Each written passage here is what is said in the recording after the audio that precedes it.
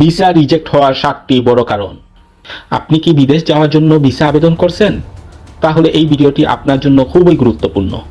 Visa reject হওয়ার সবচেয়ে বড় 7টি কারণ হলো: 1. ভুল বা মিথ্যা ডকুমেন্ট জমা দেওয়া।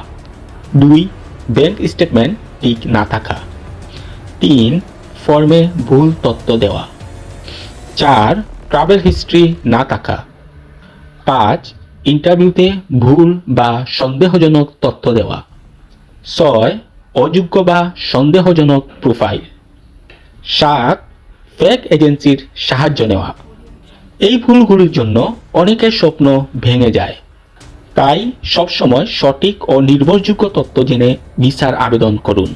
ভিসা গুরু বিডি আপনাকে দেবে সঠিক ভিসা গাইড। আরও নিত্য নতুন ভিডিও পেতে চ্যানেলটি এখনই সাবস্ক্রাইব করুন এবং আপডেট জানুন। ধন্যবাদ।